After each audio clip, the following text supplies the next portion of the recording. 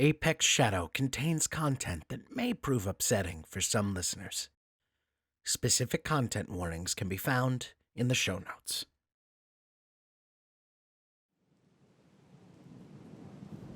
The Blitz tries to move. His mind screams at his muscles to obey, to carry him away out of danger as they have done so many times before.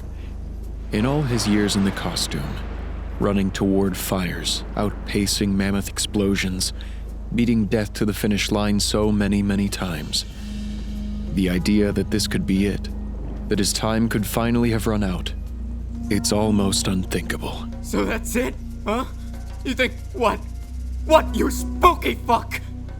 You think you can just kill me like this?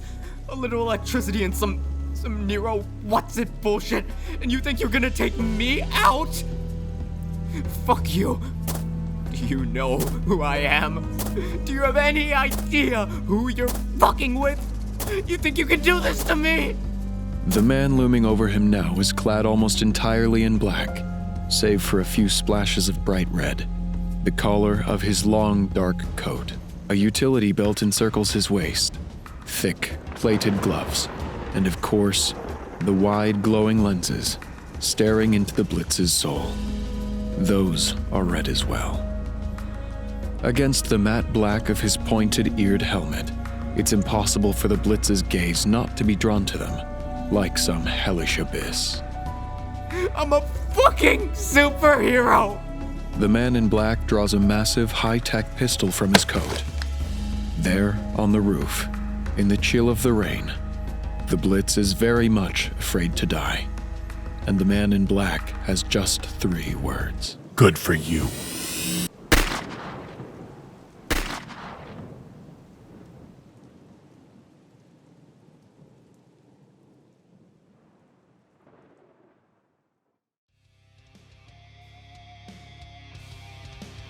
Apex Shadow, Episode 1, A Fear of Flying, featuring the voices of Star Lee, Joseph Boslinski, Jack Franklin, Sarah Jacqueline, Iris Thompson, Damon Exceed, Oliver Summers, Callista Robinson, Vinny, JHQK, Jenna Brewer, LMH Creative, Alexandria Hudson, Ellis Bertrell, Jamie Martinez, and Lee Murray.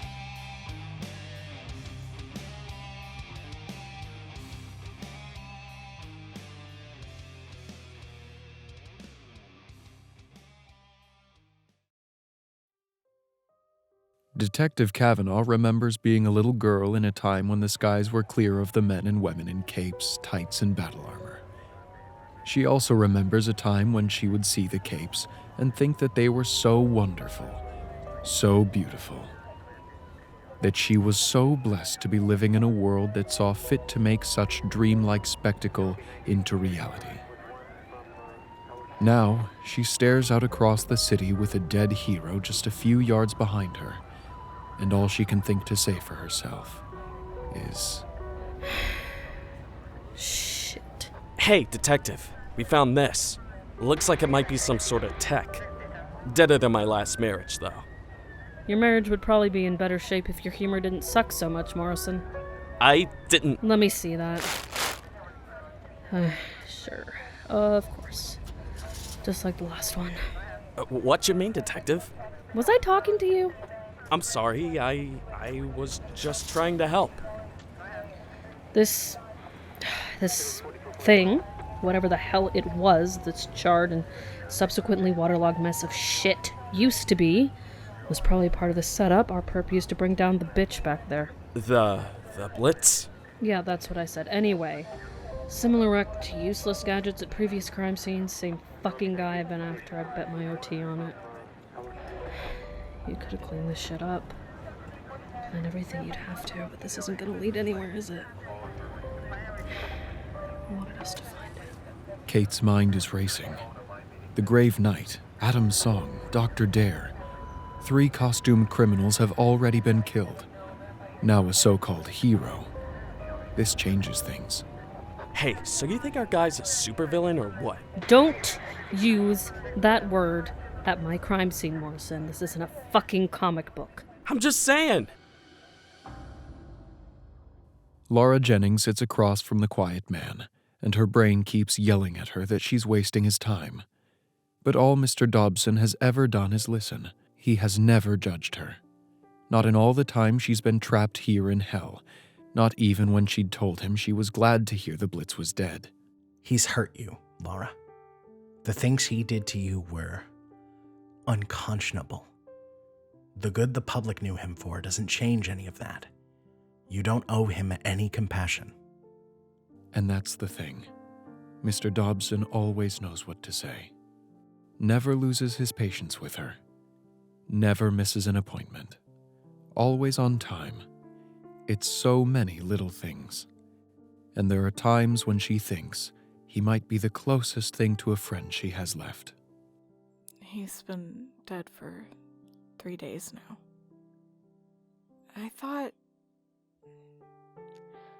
Somehow, I thought that now that he's gone, I'd be able to... Go outside. Yeah. Go back outside. I know that it's crazy, but I was hoping. Sure. I can understand that, but you don't feel ready? I'm sorry. Nothing to be sorry about, Laura. You've been through an incredible trauma. It's not a race. It's just about you finding your way forward, whatever that needs to be for you. I just feel so stupid. Yeah. You know, the people I work with at the Caliburn group, they have a name for your condition. Fear of flying, they call it. 20 years since people first saw actual gods take to the skies. How do you process that? That there are people out there who can defy physics on a whim, break the sound barrier, bend steel. And run really fast. Sure, yeah. Do you think he did this to other people? I don't know. I hope not. And I'm sorry it was done to you. At least he's dead now. Oh, God. He is. And he'll never hurt you or anyone else ever again. It's gonna be hard, and it's gonna hurt like hell, but one day, Laura, you'll go to the beach again. Feed the ducks, run in the sand. I know you will. I believe in you. I'm glad one of us does. Never doubt it. How are those breathing exercises going? They talk for another hour. They've gone over time again, but Jack isn't worried. He realized a while back that Madison was intentionally spacing his clients out to give him more time with them. He's grateful to her for that. This job, helping these people in whatever small ways he can, it keeps him sane. On the best days, it makes him feel like maybe everything that happened that horrible day might not have all been for nothing, even if it still hurts. Eventually, though, their time is up. If you need anything at all, just call me, all right? Don't worry. I will. I promise. And as Jack Dobson bids her goodbye and shuts the front door behind himself before listening to Laura shoving her deadbolt back into place, he has no way of knowing that this is the last time he will see her alive. Even after having been a cop for 7 years, stepping into the medical examiner's office still makes Kate feel like she took a wrong turn onto an episode of Star Trek. She steels herself, less so against any gory sights or horrible smells, more so against Dr. K's inevitable attempts to bond. Kate, good to see you. How's it going? Well, the Blitz is dead. Besides that, everything's pretty terrible. How about you? Oh. I'm sorry. Don't be. What you got for me? So, the Blitz. Redmond. Rory Redman. I didn't... His prince just came back a couple hours ago. He was with the Guardian Force. Most of those capes on the GF, the feds have them on file under more layers of security in the fucking Pentagon. Surprised they cooperated as fast as they did. Well, he is dead, so I imagine that changes things. Sure. So, tell me the story, Doc. Right. With the Blitz, I mean Mr. Redman, I'm seeing signs of severe electrocution. Enough to kill a normal person instantly a few dozen times over, but as you likely know, Mr. Redman's healing ability was known to be highly accelerated. In keeping with the general theme here. I fucking hate speedsters. Are there, any capes that you don't hate? Nope. What about Apex? Everybody loves... they used to, at least. I guess they... Apex fucked up and killed a couple thousand people. There's a reason no one's seen him since. I suppose. So... Redmond. The electrical shock didn't kill him? No. That would be the hollow point rounds fired at close range into his heart and his brain. Thought our boy here was supposed to be considerably faster than a speeding bullet, or whatever the hell it was they said on the cereal boxes and the t-shirts. Normally, sure. But that's where the electrocution comes in.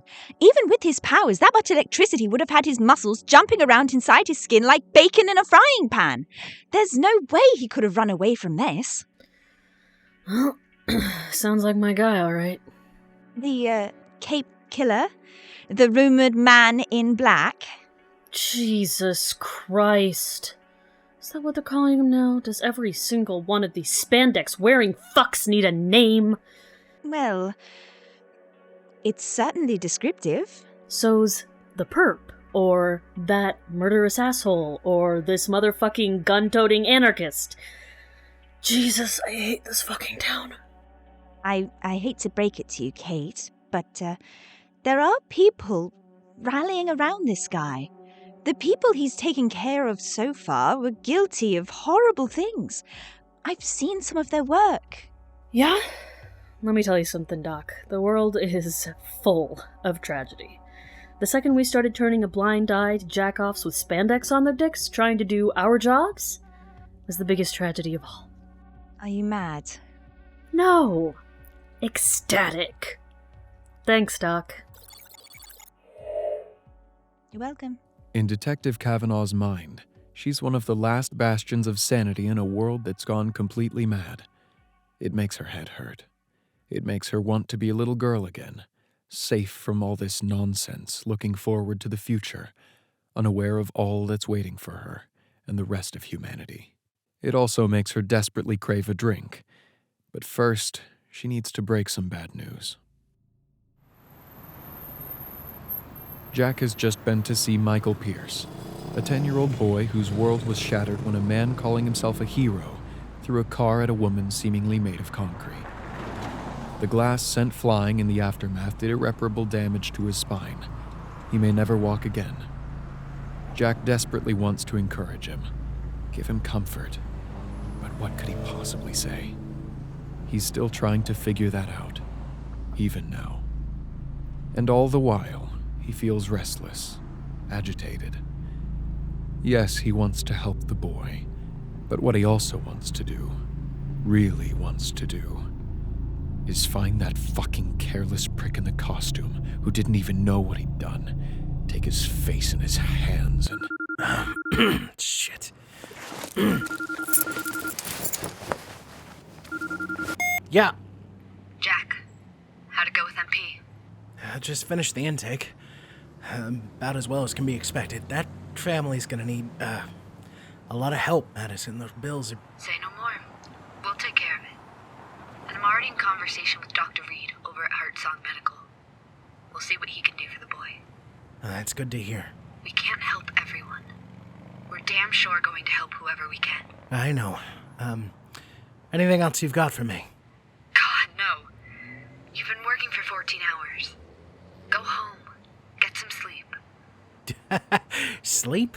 What is that? Does it come in a manila folder? Is there a case number attached? No, I wish. Yeah. Me too. All right. I'll see you tomorrow. Good night, Jack. Night, Madison. Jack is about to enter a car when he sees a kid no older than 15, finishing a tag on a nearby building. Tall, black block letters. Simple, but strong. It's not about looking pretty. It's about leaving a message.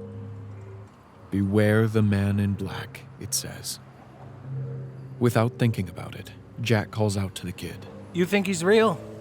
The boy turns to him, paint can in hand, and gives him a solemn look. Hell yeah. He gets the bad guys. What, like the, supervillains? The boy shakes his head. No, man. The bad guys. You know? Jack looks up at the sky above them. There are no stars to see here in Uptown, but it only takes a few moments before he sees a human silhouette go shooting past. Yeah. Yeah, I do.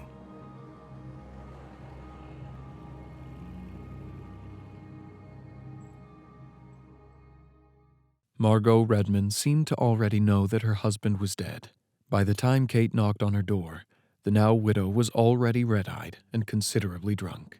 Now, as they sit in the middle of an immaculate, high-class sitting room, Kate finds herself as uncomfortable with her surroundings as she is with the woman's tortured chuckling. Yeah, I knew. As soon as Rory didn't show up the other night, I knew. I mean, you always expect it, but eventually you just learn to feel it. He'd been away before, hadn't he? His work with the Guardian Force, he's been off-world a few times. Of course. So what made this time any different? A feeling, detective. That's all. Just like I said. You learn to feel it, or I did. Hope you never do. Don't fall in love with your heroes. They'll kill you inside. One way or another. I'm sorry to bring this up, but is there anyone you can think of who didn't see your husband as a hero? What? What are you... Detractors, people with grudges, press, anti-fans, stalkers, nut jobs, etc.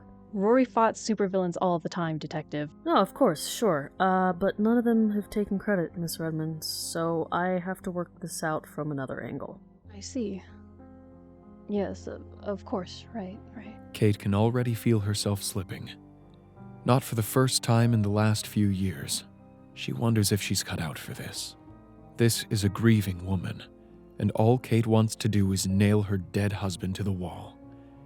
She knows she shouldn't, but something about all this. Your husband worked with a lot of other capes, didn't he? You mean superheroes? Sure. Well, yes, of course. Rory was prolific. He was part of the Guardian Force. Everyone loved him.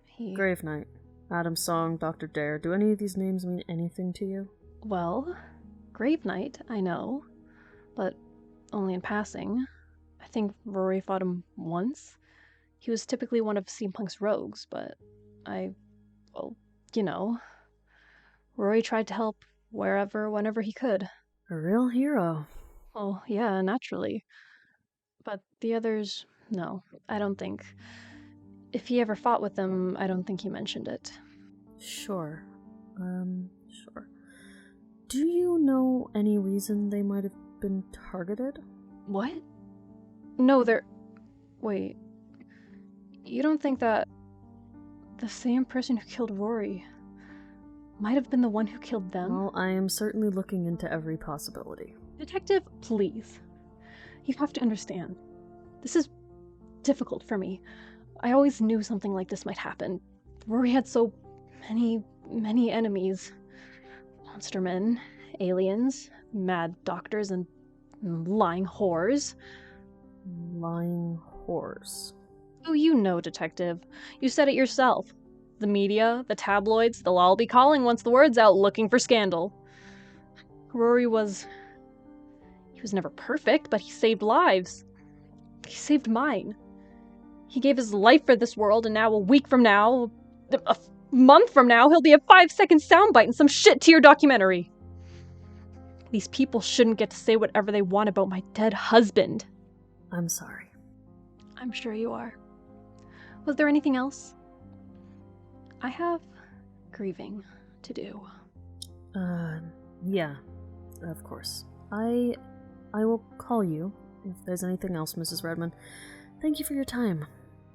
For her part, Kate can't get out of there fast enough. Something's up. Something's off. She has things to follow up on. The night's still young, and a man is still dead. Even if part of her thinks it may be for the best.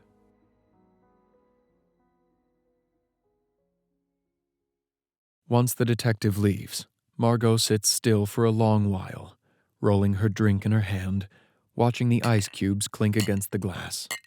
This isn't right. She can't allow this to go on. Bad enough that Rory's dead, but soon they'll be dragging the only thing left of him through the mud. His name will be ruined.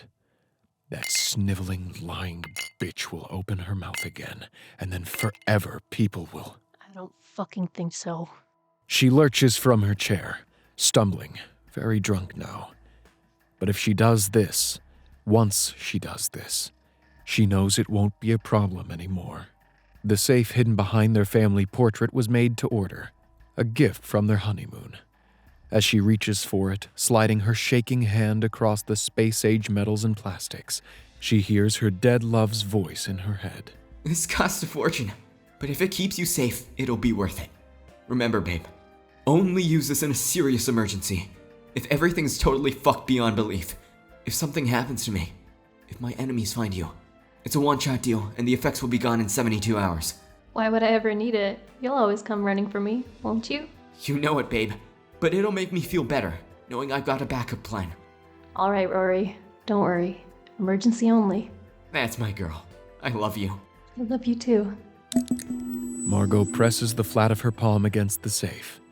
The surface shifts and warps like liquid, as nanotechnology works to shape a palm-shaped panel around her touch. Biometrics confirmed. Awaiting access code. Sundown, licorice, zebra, 994811. Voice print confirmed. Access code confirmed. 1 moment, please.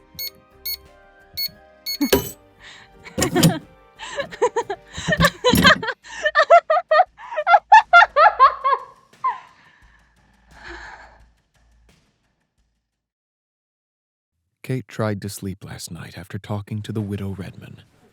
It didn't work too well. Instead, she spent half the night lying naked in bed, in the dark, staring at the ceiling and thinking of what it might be like to fly. Would it change her? She wondered. Would it make her understand this world? Would it make her anger go away? But there were no answers to those questions last night, and there still are none today. So she's already loaded up on coffee and her usual amount of spite.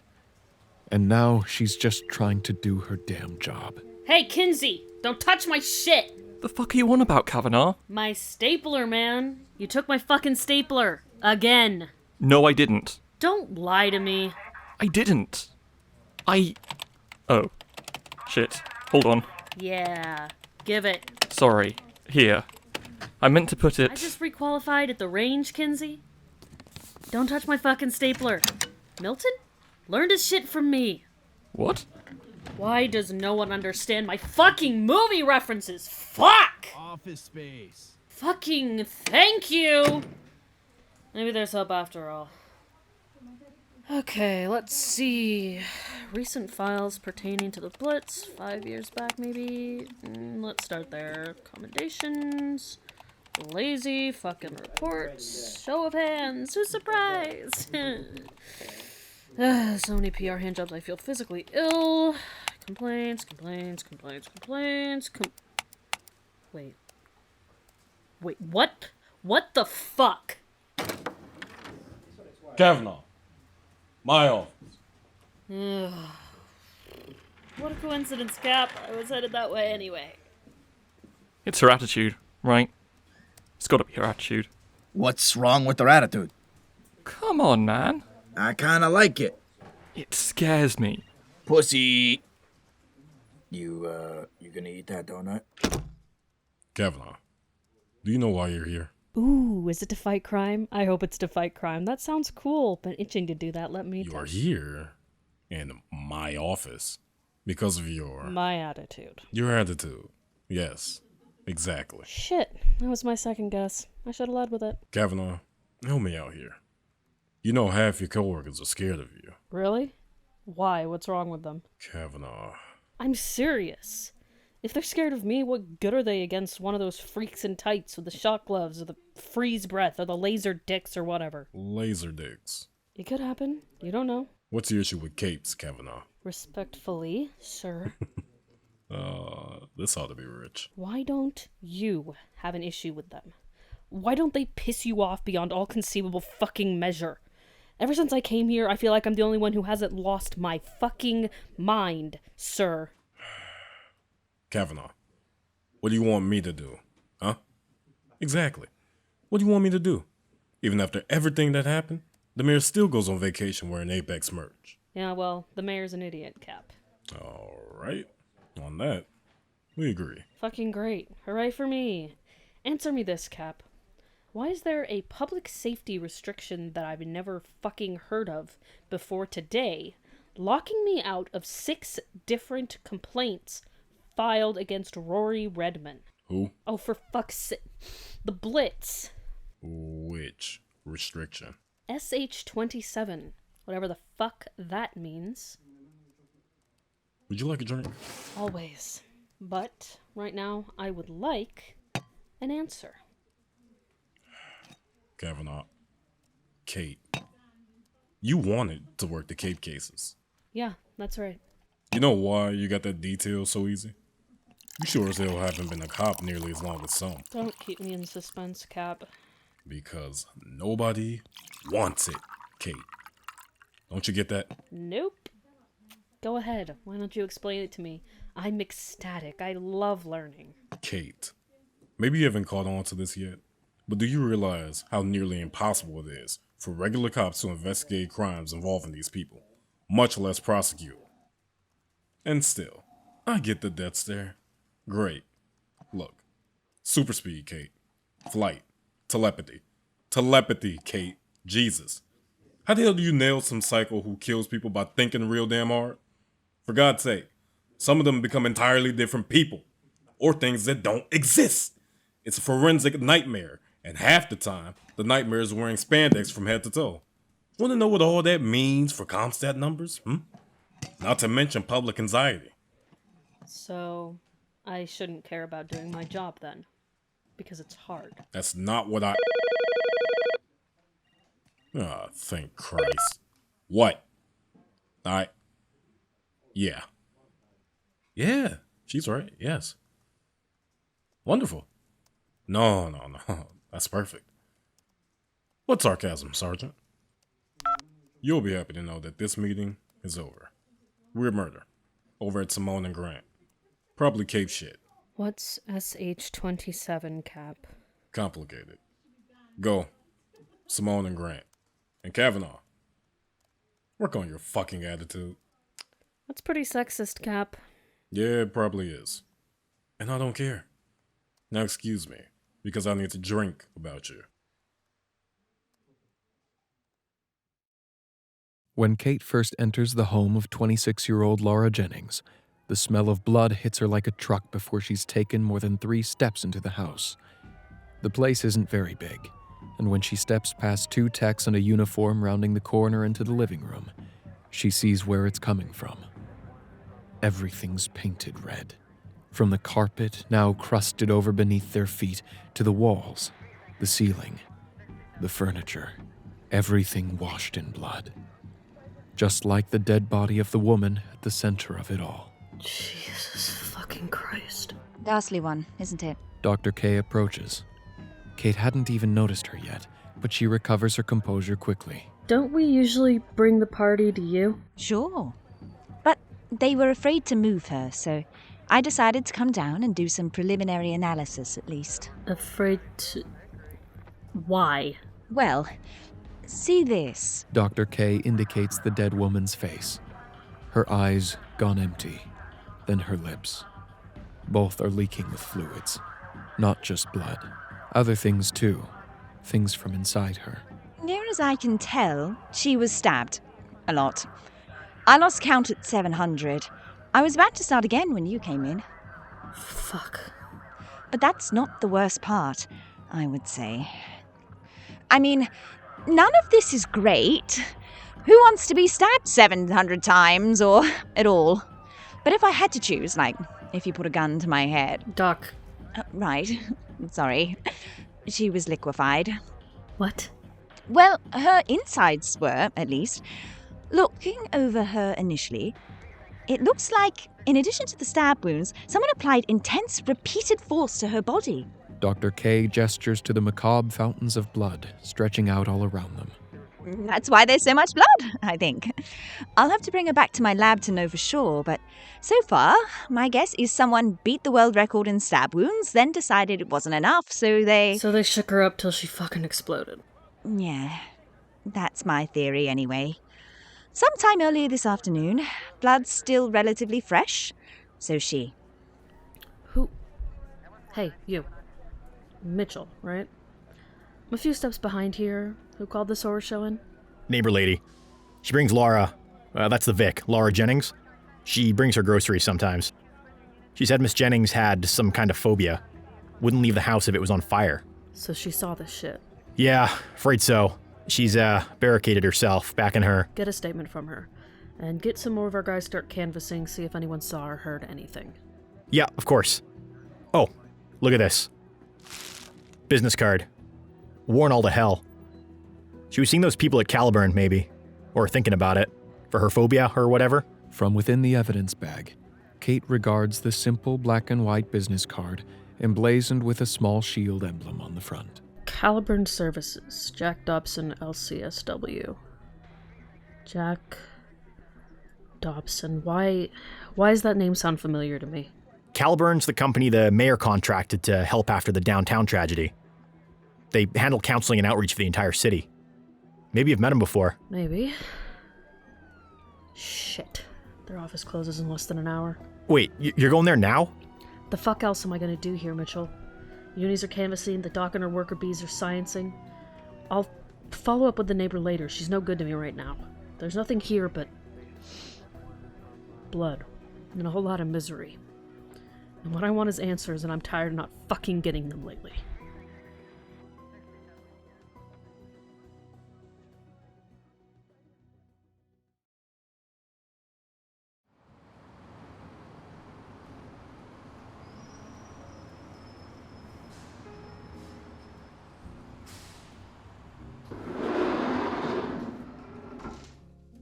Hello, welcome to Caliburn Services. How can I help you tonight? Kate flashes her badge at the receptionist.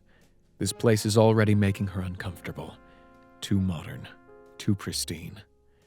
She thinks it's meant to put people at ease, but it just makes her feel weird. Exposed. Detective Kavanaugh, I'm looking for Jack Dobson. You know, I don't think he's... No, he's not here. Sorry. Can you check? Just did. Sorry. I have literally been looking at you this entire time. You did not. The boss pays me very well to be very fast and very good. Mr. Dobson is not in trouble. That's what you'd say if you were.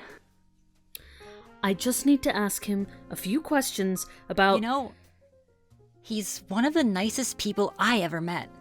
Helped me move last year. My cats love him. I don't think they would like you much, especially Mr. Crunkle. You've got some toxic energy about you. Look, I love cats. I hate people, especially people who waste my time. So could you please just point me to his office? Somebody just died, and I have a feeling he would like to know. Oh. Yeah. Oh. My mistake. It seems Mr. Dobson is in the office tonight. Thank you!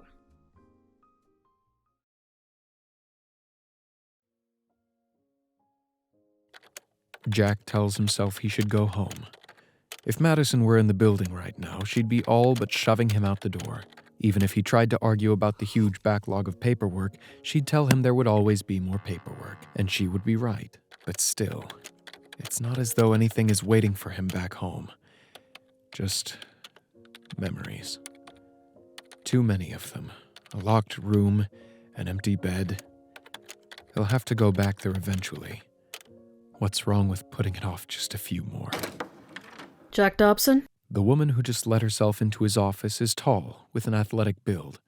Long platinum blonde hair, black bomber jacket over a blue blouse and dark slacks. On her hip is a gun. In her hand is a badge. That's what they keep telling me. Detective Kavanaugh. He's thinking of offering her a seat, except she's already taken the one directly across from him, and she's staring at him over the desk. Her eyes are gray, like gathering storms. You been here at work all day?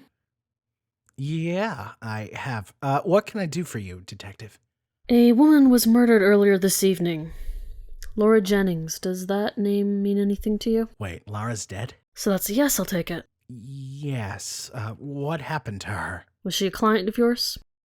I can't answer that. Why not? I can't confirm or deny if someone is or has been a client of mine. She's dead, Mr. Dobson. Yeah, I knew her. I can't say any more than that, Detective. HIPAA extends to 50 years after death in this state. I am trying to solve a murder. And I appreciate that, but if Lara were a client of mine, hypothetically speaking, the least I could do for her now is protect her privacy. And what about helping me catch that son of a bitch who killed her? Do you think she'd prefer that, or her privacy? Kate takes a deep breath, shuts her eyes for a moment. You're looking out for her. You're giving her respect. I can appreciate that. Really, I can. But after the day, month, year, after the year I have had, There's nothing she can put into words, but it's true. It means something. That anyone can still live by some semblance of a code in this madhouse of a city. Do you like working here? For Caliburn? Sure. We've helped a lot of people. Made a difference. Hope we're gonna get to keep doing it. So, what is it you do for them, exactly? I'm a social worker. I provide counseling to people who've been adversely affected by superpowered individuals. That must be a lot. It is. It is. How did she die, Detective? Please, what happened? Someone broke in, stabbed her an inhuman number of times, then shook her up like a rag doll. It was pretty horrific. My God, that's, damn, excuse me. Yeah. Sorry to be the one to tell you, Mr. Dobson. It's just, yeah, it wasn't pretty. Jack, please. Oh, right, sure. Jack. Detective, if you don't mind me saying, you look like you've been through it. Honestly, are you all right? Honestly? No, I'm fucking not. God, that's so unprofessional of me to say. But why start being professional now? I'm sorry. I didn't mean to, No, it's fine. It's just, I'm pretty sure everybody I work with hates me. Or at least they're scared of me, so I've been told. I guess I deserve it, though. I'm not exactly an approachable person. Honestly, I just want to help this girl. Your client. I didn't say... Yeah, your acquaintance, whatever. My department doesn't like dealing with capes. I think the only reason they keep me around is as a scapegoat so they can pin all this super shit on me.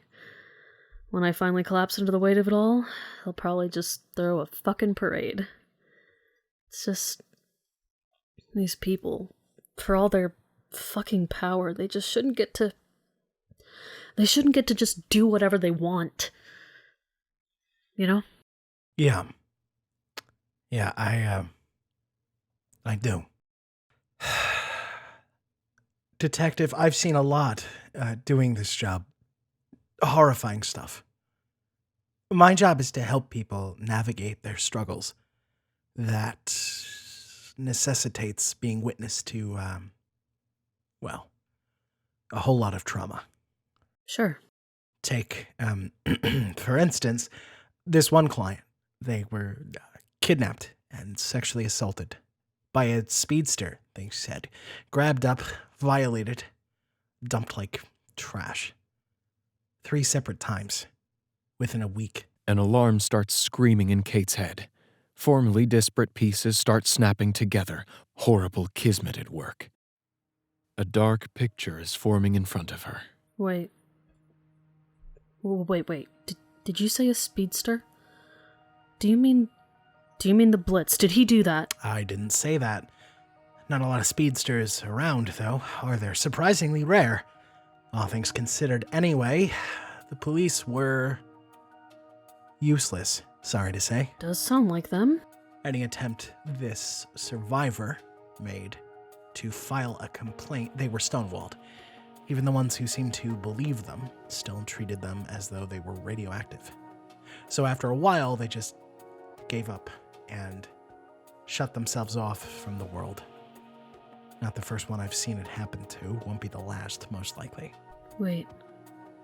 So that was her, wasn't it? Who you were talking about just now, Laura Jennings. You said that, Detective. I certainly didn't. But the Blitz is dead. I'm sorry? Holy shit. He's punishing them. He's...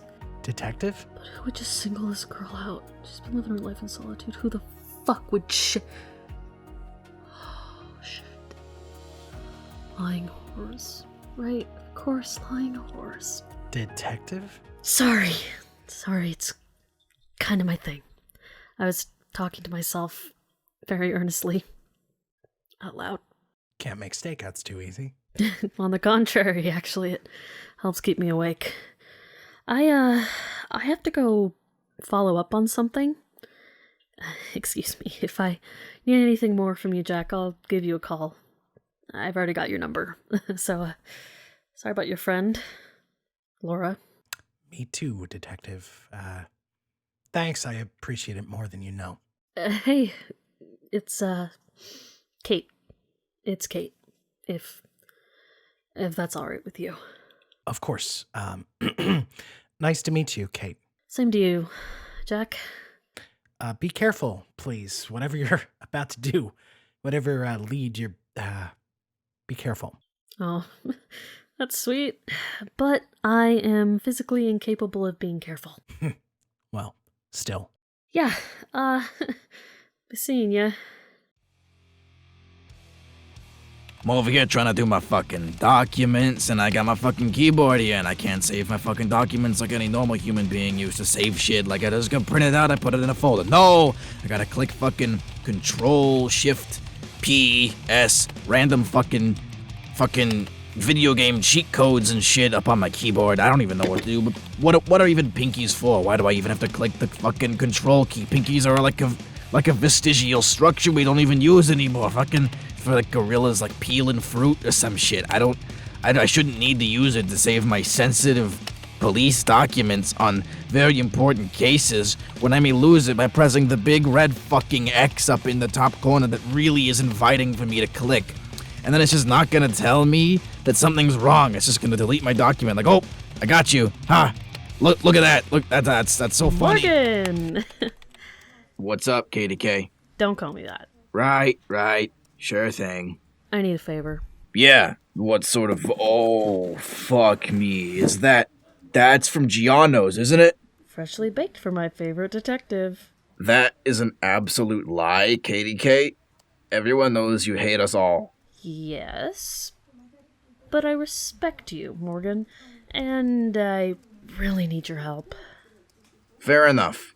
The bus on the waterfront last week. You helped seize a whole bunch of wonderful toys. What about them? I just need something from evidence. Just something small. You'll have spares. Uh-huh. And, this is for... I'm about to do something incredibly stupid. And I could use the edge. You want backup? Not this time. If I'm right, I'd rather just risk my own neck on this one. And people say you don't care. Don't tell anyone. If I go and get myself killed, tell Kinsey's not to touch my fucking stapler. I'll haunt his ass. Kate is back at the Redmond residence. Her heart keeps trying to crawl up into her throat, but she forces it back down by thinking of that poor dead girl, stabbed more than 700 times. She doesn't have time to be afraid. She makes do with anger instead. With one hand tucked inside the pocket of her jacket, she strides up to the front door and knocks. Detective, what can I do for you? Mrs. Redmond, can I come in? I'd like to ask you a few more questions, if that's all right. Can it wait until tomorrow? It's very late. Her face is very pale. The smile she's giving Kate is utterly painted on. It will only take a few moments. What is this about? It's about a woman named Laura Jennings. Does that name mean anything to you? In less than half a second, Kate finds she's no longer on the street. Instead, she's slamming into a coffee table inside the Redmond house. Something inside her cracks. Maybe a rib. Yay! I was right. How? How the fuck did you know? You talk too much. It wasn't hard to figure it out. Meddling bitch. Couldn't just leave me alone, could you? Suddenly, with a violent rush of air, the other woman is directly in Kate's face, and her hands are around her throat. Don't worry, Detective. This'll be over soon. I'm getting better. Had to get rid of one useless whore today already, you know. You have a very unhealthy view of other women. That's when Kate closes her eyes and pulls the flashbang from her pocket. Fuck you, what did you— Reeling, partially deafened, fighting to gain her breath, Kate clambers back to her feet. You are so immensely under arrest, Mrs. Redmond. Holy shit! Kate tackles Margot Redmond, practically falling on her, jamming a taser against her skin and giving her everything it's got. I can do this. I can do this. I just have to keep her off balance. If I let her get her bearings, I'm gonna fucking die, so let's just keep pouring it on. But in that moment, one of Margot Redmond's flailing strikes lands a glancing hit to the side of Kate's face. Fortunately, that's all it is, because the wild attacks are going at accelerated speed. The whole world goes white for a moment. Kate feels everything spin, and Margot grabs her by the jacket, flinging her like a child's toy. She slams against the far wall. Old pictures clatter to the floor. A curio cabinet falls over, shattering keepsakes into millions of pieces. And once again, Kate feels something break. She's not sure what. She just knows that it hurts. I think I might have internal bleeding. Still ahead of the game. Somewhat. That's funny. This serum Rory had made for me. I got news for you, Detective. It's good for 72 hours. That's still more than 2 days, where I'll have enough power to take care of every single rancid lying bitch out there who tried to ruin my husband. I'll make sure they can't hurt him anymore. Just need to take care of you first. But trust me, after that stunt you just pulled, I'm gonna take my time. You gonna do it quietly? Don't worry, bitch. You'll be screaming loud enough for the both of us. Kate's expecting pain, death, at least a good night's sleep, finally. But instead, the east wall of the house explodes. Margot is sent flying. Kate thinks she might be going into shock because she's not nearly as alarmed by this turn of events as she feels she should be. Regardless, as she looks on, the dust settles. And... That's enough, Margot. The detective isn't your concern. The man in black, all long dark coat, pointed ears, glowing red eyes, strides into the ruined home, gigantic gun at the ready. Kate tries to fumble for her own, but her fingers don't seem to want to work. Everything is numb, and her head is swimming whenever she breathes. Who the fuck are you? The one who killed your husband. Oh shit. That's my guy. That's my guy. That's my fucking guy! You? You killed him? It was you? Wish I could have done it more than once. Fuck you. She charges at her husband's murderer, with the fires of hell itself burning within her. No thought, just pure rage. But for all her borrowed speed, she misses her target entirely and drives her arm through the wall directly behind where he'd been. Fuck you. Fuck you, you monster! I'll kill you, I swear to fucking God, I'll kill you! How the hell did he do that? Is super speed too? Don't run for me, murderer. Stand still. Stand fucking still! I don't think so, Margot. She strikes at him, again and again, her punches moving too fast for Kate to even think about following, even if she weren't already fighting to stay conscious. But every time, again and again, she seems to just miss him somehow, yet he barely seems to move at all. What can't I hit you? Predictive algorithms in my helmet. I know what you're going to do before you do. So no, you can't hit me. Suddenly, he reaches out, and with one red-gloved hand, seizes her by the throat. Even from her position, Kate can see the terror flashing across Margot's eyes. I don't have that problem. In one swift, brutal motion, he slams her against a nearby wall with such force that it bursts apart in dust and debris, and Kate hears an audible snapping noise, followed by a howl like a wounded animal. In spite of everything the woman's done, there's a moment when Kate's stomach twists up on itself. Finally, she manages to free the gun from its holster, and the man in black looms over Margot. You'd be paralyzed for life, if not for the temporary powers Rory gave you. Imagine if you'd used them for good, instead of murdering a traumatized woman, just because you couldn't accept who your husband was. Disgusting. Realizing what's about to happen, Kate finally manages to raise her weapon. Stop it! That's enough! Put down the weapon, you're under arrest. The man in black regards her with those glowing red eyes, and it's like staring death itself in the face. Without another word, Kate squeezes off 3 rounds, and they do nothing. There's not a mark on her target, as the report from the last shot dies. Oh, Christ. For his part, the man in black just turns back to Margot where she lies, unable to move, unable to speak, just pleading wordlessly. Hell's too good for you, but it's the best I've got. No. Stop. Don't!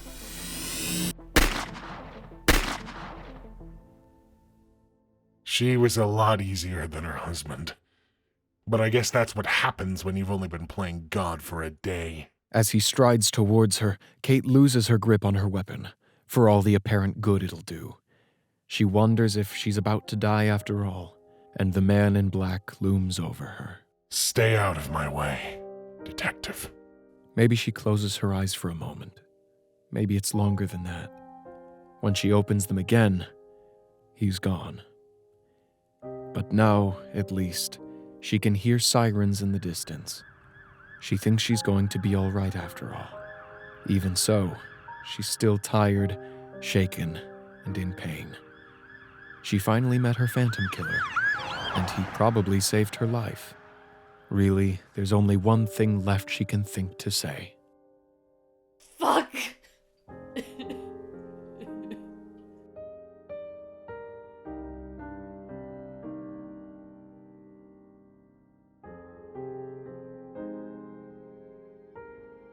Thank you for listening. We'll see you next episode.